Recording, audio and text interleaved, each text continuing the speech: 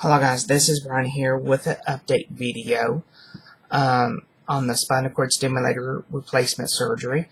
Today is October the 2nd, 2019. Got home from the hospital a couple hours ago and taking it easy. So I did have the surgery done to have it replaced. I went from a rechargeable unit to a non-rechargeable unit due to a charging issue. I do want to let you know it was not defective. The unit worked perfectly. It was nothing wrong with the unit itself. I did get relief, so it's not nothing to do with the implant itself. The only reason why I received a replacement was due to the fact scar tissue formed where the battery is, where it has to connect to get a good charging signal from the charging paddle. So they call it a charging issue. And they submitted the insurance to the paperwork to Blue Cross Blue Shield to say they will pay for it, and they did. Covered at 100%. Very minor issue.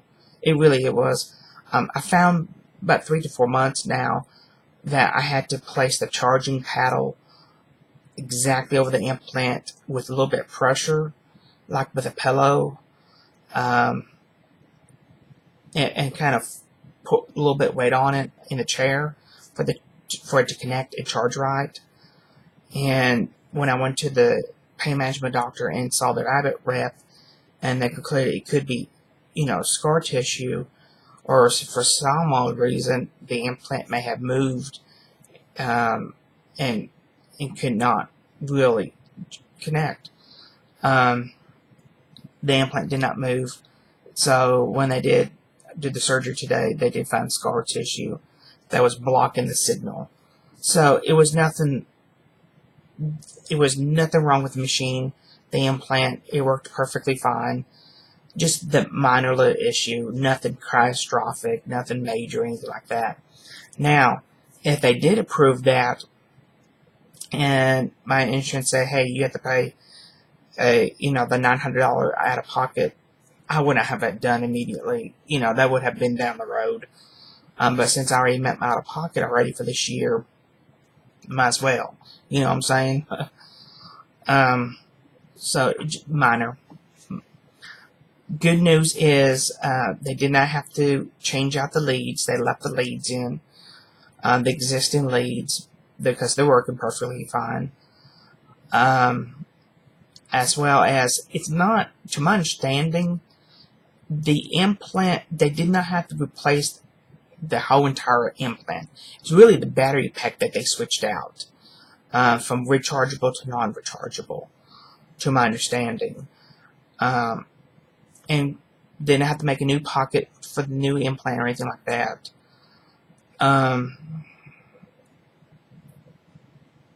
So everything went well.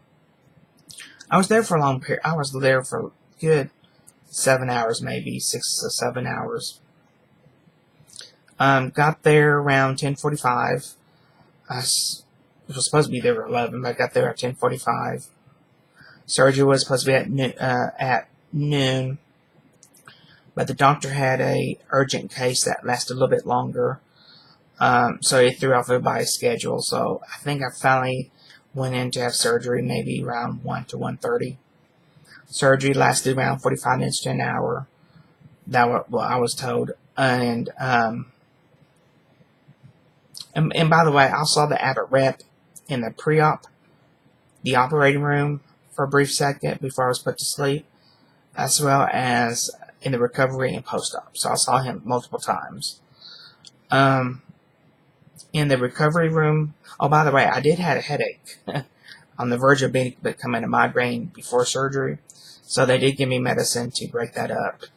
I think it was just from not eating and drinking all day long at that particular time. And it could have been stress too. When I woke up in the recovery room, my blood pressure was elevated. They were a little bit concerned about that, and also I was in a lot of pain. Of course, pain causes blood pressure to go high. So they gave me some Demerol, some fentanyl, I don't know if they did morphine first or not. I can't remember. Woke up with a sore throat, even though they did spray my throat with numbing spray during surgery. Coughed a lot to, that sensation. They gave me some ice chips to eat, to chew up and swallow, and, see if I was able to keep that down. I was probably in there maybe an hour and a half to 2 hours, maybe. Of course, you don't know what's going on until you wake up, really blurry vision. So once my pain was stabilized and my blood pressure, breathing, and everything was more stabilized, then I was moved to the post-op area. In there, they gave me a little bit more medication. Not as much, but they gave me some more. Saw the Abbott rep again. They checked on the bandages to make sure the bandages looked okay. Went over discharge instructions. They gave me they gave me 2 cups of apple juice to drink. And that even with the numbing spray, kind of tasted weird a little bit. But it made me feel good. It made me feel better to have something in my stomach. They gave me some cookies, which they were too dry because that numbing spray, And of course, my mouth was dry anyway. So they gave me they gave me a cup of ice cream, and that really made me feel much, much better after getting all that in my stomach. They had me get out of bed and walk up and down the hallway a couple of times. Made me walk to the bathroom with the nurse. Of course, the nurse didn't go inside the bathroom. I was able to go on my own to pee.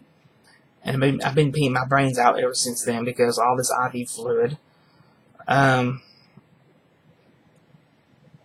then they went over the discharge instructions and got dressed and went home.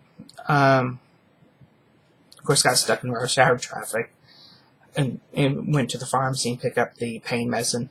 They didn't give me antibiotics because they gave it to me through the IV. So the doctor said no need to have antibiotics. He also said that I do not have to be strict with the bending, lifting, twisting protocol for 6 weeks because the implant was already there. There was already a pocket for the implant. Now, of course, I can't lift, twist, and bend over very much right now due to the staples in the incision. But, obviously no bending down to pick up shoes, tie your shoes, no picking up gallons of milk, heavy groceries, or anything right now, obviously.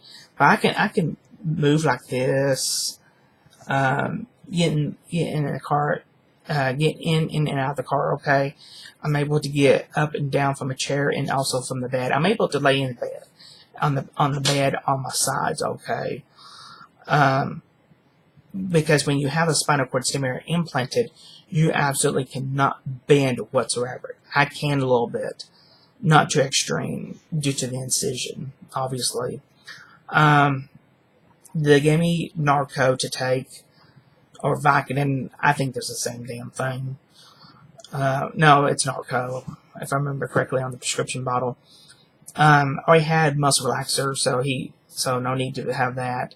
He did say if my muscles do tense up more and the flex world is not working, he will give me a prescription for Soma. Right now, I'm real sore, obviously. You have surgical pain. I definitely will be hurting tomorrow, obviously. I still have a sore throat. And I've been eating little cups of ice cream off and on because of the sore throat. They told me to do that. I had a sandwich when a couple hours after I came home. Not too hungry. They said just eat real light foods. Like I said, the sandwich bread is that I had from Aldi was just a very thin slice of bread. And they're round. I don't know what the hell they're called. round tops maybe, but they're thin, and I was able to eat a couple, majority of that. And also, on the way home, I went to Sonic and got a big, large unsweet iced tea, and I've been sipping on that too. Because the orange drink that I drink, which is the Orange Crush drink, mixes it's that the flavoring's too harsh on the sore throat. But like I said, surgery went well. I'm glad I had it done. Thank God everything was covered up 100%. Covered up 100%. I don't have to pay a penny for this. Very lucky, and actually very damn lucky that both surgeries was covered up 100%. I didn't have to pay nothing.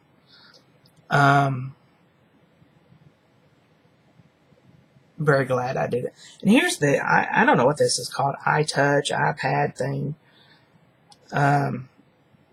from Apple. I'll show you what it looks like. It's the same one I had, similar to the one I had during the trial. Let's see here.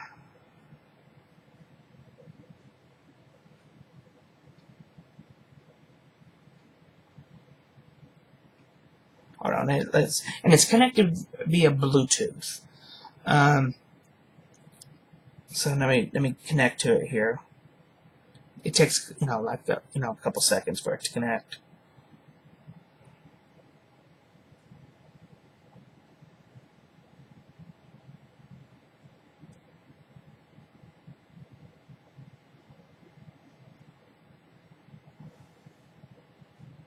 There we go.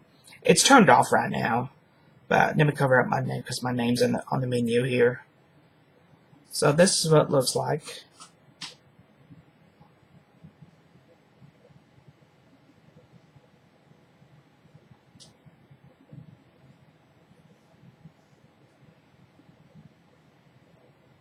But like I said, I'm happy with it so far. It has a sleep timer. And I was just playing with it before I made the video, and I put 15 minutes. So 15 minutes ago, I played with it and put the sleep timer on it, so it turns itself off. The implant will go off, and the set time that you want to do it in. And I have different programs in here. Let me show you. Hold on, it has to connect again. I don't know why, but I did not get the carrying case. The guy said that they were out of stock of those, so hopefully I will get one on my post-op visit next Friday. What else can I tell you? It comes with the little charger to charge up the device here. The Apple device. This is what it looks like. Wish I have a longer cord.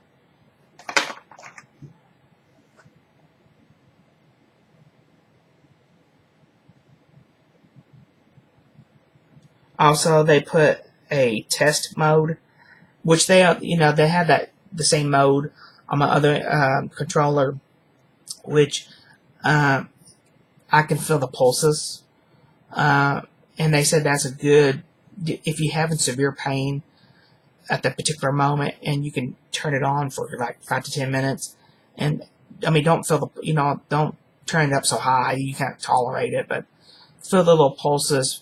For therapy for a couple of minutes, and that helps. And this is what this is. Well, I don't know if it will.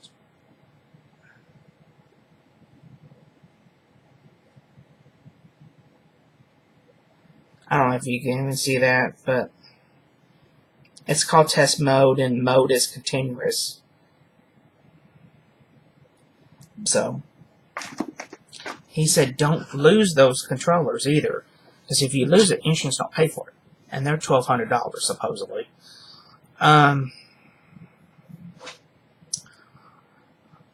So hopefully I'll go back to work on Monday the 14th. like I said, they have it's staples, so, and there's bandages, and they did give me extra bandages from the hospital. I might be rambling right now, folks. I've been drugged up, and I've been on, I took some narco not too long ago for the video. So I'm doing okay right now. I'm going to get in bed in a minute. And I bet I'm going to be hurting tomorrow, real sore. It's always worse the very next day. If you have any questions or comments, please post them below. But please remember that this replacement battery pack was not due to a defective device or not get any kind of results or anything like that. The device did work like it should be. It was just scar tissue formed, and it blocked a charging signal to the battery pack for the rechargeable unit. So they just, switch it to rechargeable to non-rechargeable. And the guy said this is supposed to last, anywhere between 5 to 7 years, depending on heavy usage. And like I said, very minor of the charging issue, very, very minor. It could have gotten worse over time. And, like I said, if I had to pay any money out of pocket, like $500 or more for this, then I would not have to have it. I would not have had it done. But since it was covered at 100%, I went ahead. And then because, deductibles and co-insurance resets in January, so perfect timing. Like I said, any comments or comments, please post them below.